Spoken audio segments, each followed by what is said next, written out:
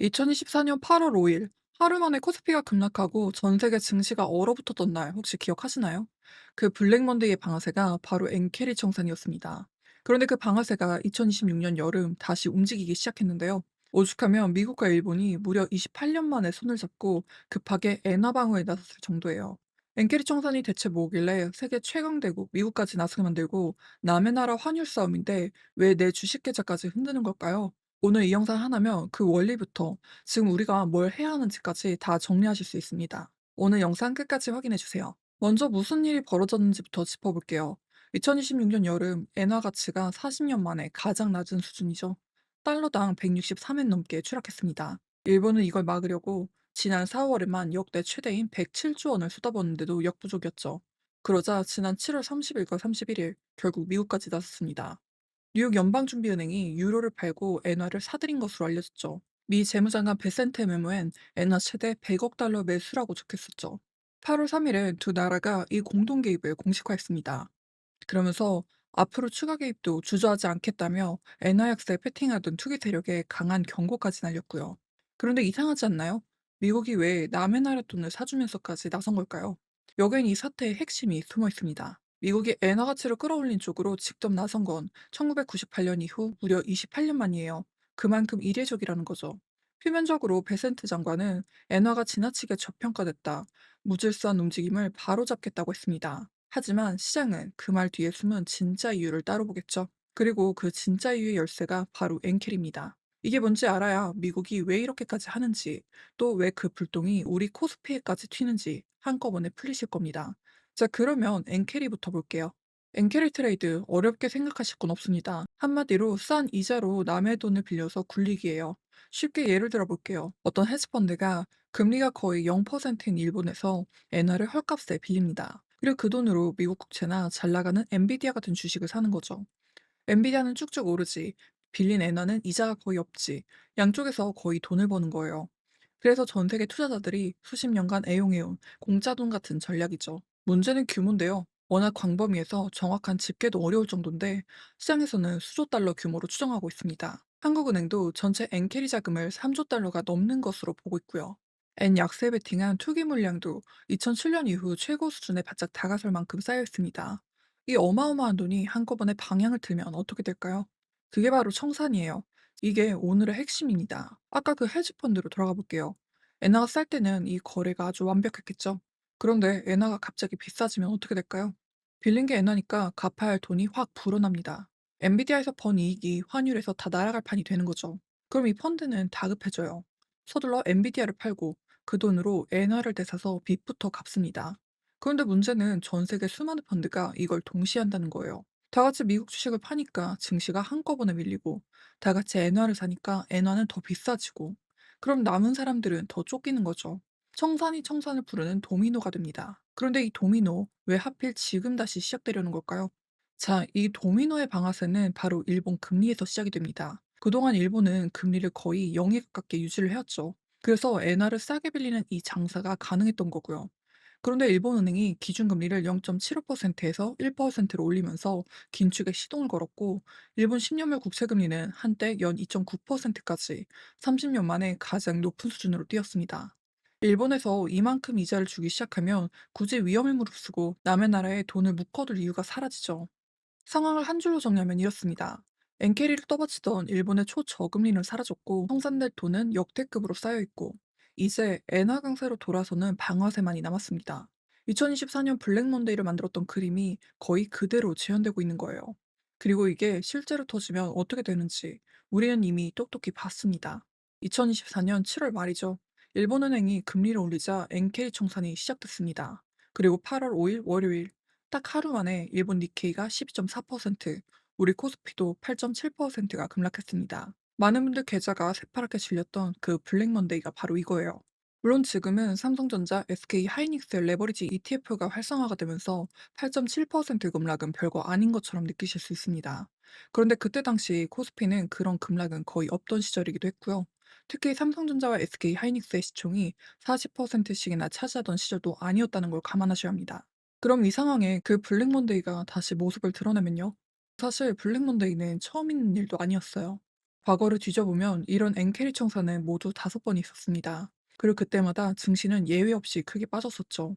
교보증권이 이 5번을 정리해봤더니 청산이 터질 때 코스피는 평균 31.6%가 하락했습니다.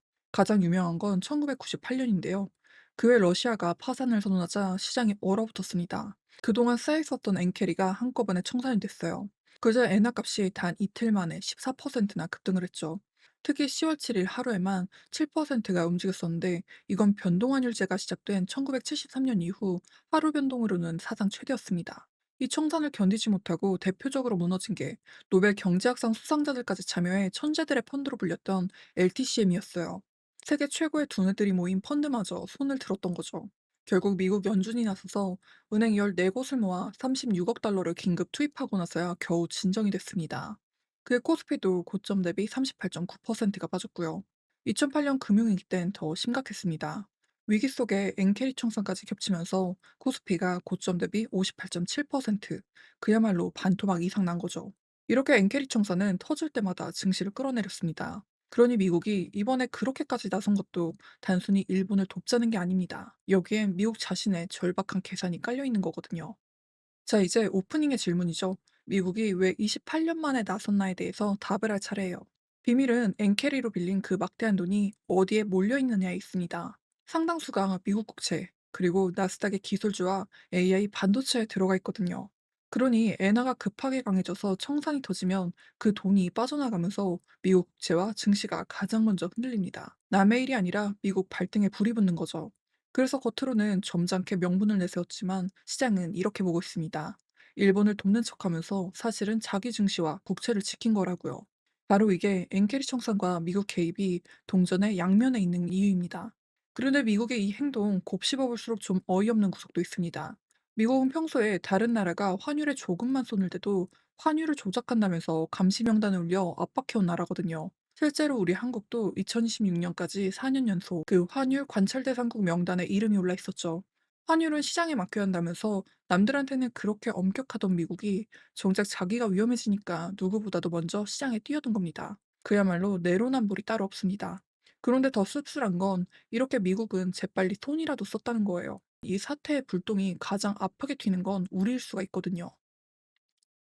왜 우리가 더 위험한지 생각해 보신 적 있으세요? 우리 코스피는 반도체 비중이 크고요. 외국인 자금 의존도가 유난히 높습니다. 제가 외국인 자금의 흐름에 대해서도 짚어드린 이유가 있는 거죠. 그래서 엔캐리가 청산돼서 글로벌 자금이 위험 자산에서 빠져나가 버리면 외국인이 먼저 우리 증시를 던지면서 크게 밀리게 됩니다. 실제로 앞서 본 과거 청산들에서도 하락장 매도의 90% 안팎이 외국인이었습니다. 게다가 AI 반도체 관련주는 중국의 추격과 고평가 논란으로 이미 크게 흔들리던 참이었어요. 여기에 엔케리 청산까지 겹치면 부담이 배가 되는 거죠. 결국 도쿄와 워싱턴의 환율 싸움이 지금 반대편 내계자 장고까지 끌어내릴 수 있는 겁니다. 자, 그런데 그림이 마냥 어둡기만 한 것도 아닙니다. 반대쪽 이야기도 들어볼 텐데요. 전문가들은 개입은 하락 속도를 늦추는 수단일 뿐 큰 흐름 자체를 되돌리긴 어렵다고 보고 있습니다. 엔화가 약한 건 미국과 일본의 금리 차이 같은 구조적인 이유가 크기 때문이죠. 실제로 이번 계획도 효과는 길어야 한두 달, 방향을 정하는 건 결국 금리 차라는 분석이 큽니다. 역사를 봐도 개입은 양날의 검이었어요. 1985년 플라자 합의 땐 여러 나라가 힘을 합쳐 엔화 가치를 크게 끌어올리는 데는 성공했지만 그 후폭풍으로 일본이 잃어버린 30년에 빠져버렸거든요. 그러니 관건은 결국 일본 은행의 속도입니다. 금리만 급하게 올리지 않으면 청산도 천천히 진행이 돼서 충격이 크지 않을 거란 시각도 있습니다. 실제로 2025년 12월 인상 때는 주식시장이 비교적 차분하게 넘어갔거든요. 급하면 쇼크, 천천히면 소화. 여기서 갈라질 수 있습니다. 그래서 우리 한국 개미들은 뭘 봐야 할까요? 전문가들이 임모하는 말이 있습니다. 딱 3가지 설명해 드릴게요. 첫 번째는 공포에 휩쓸려 무작정 팔지 않는다는 거고요. 이런 변동성은 되게 오래 가진 않거든요. 물론 좋은 기업도 단기적으론 크게 흔들릴 수가 있지만 그렇다고 회사의 근본 가치까지 하루아침에 바뀌는 건 아니니까요. 두 번째, 한 바구니에 몰아담지 않는 겁니다. 주식, 채권, 현금으로 나눠두면 충격도 나눠서 맞습니다. 계란을 한 바구니에 같이 담지 말라는 말이 있는 것처럼요. 세 번째는 남의 말만 믿고 중심이 흔들리는 겁니다. 일본은행의 금리, 미국, 일본의 금리 차이, 엔화 환율, 이 3가지만 지켜보셔도 흐름은 볼 수 있습니다. 결국 흔들릴 때일수록 남 따라 움직이는 게 아니라 원칙을 지키는 사람이 버틸 수 있습니다. 오늘 내용 한 문장으로 요약하면 이겁니다. 엔케리 총사는 미국과 일본이 손잡고 나설 만큼 2024년 블랙먼데이를 다시 부를 수 있는 진짜 위험이라는 거죠. 그리고 그건 미국만의 문제가 아니라 반도체 비중이 큰 우리 증시에도 얼마든지 튈 수 있는 불씨라는 겁니다. 하지만 아직 결론 난 건 아닙니다. 열쇠는 일본은행이 쥐고 있고 얼마나 급하게 움직이느냐, 그 속도에 달려 있습니다. 그러니 이런 국면일수록 남들이 패닉에 빠질 때 오히려 침착하게 지켜보고 자기중심을 지키는 게 우리가 할 수 있는 가장 현명한 대응이란 거죠. 여러분은 이번 경계령 찻잔 속의 태풍일 것 같으세요? 아니면 진짜 폭풍일 것 같으세요? 댓글로 의견 남겨주세요. 포트폴리오를 어떻게 구상하고 계신지 남겨주셔도 좋습니다. 오늘의 내용이 도움이 되셨다면 구독과 좋아요, 알림 설정 부탁드리고요. 다음 영상에서도 또 알찬 내용으로 찾아뵙겠습니다. 지금까지 나나의 경제시선이었습니다. 감사합니다.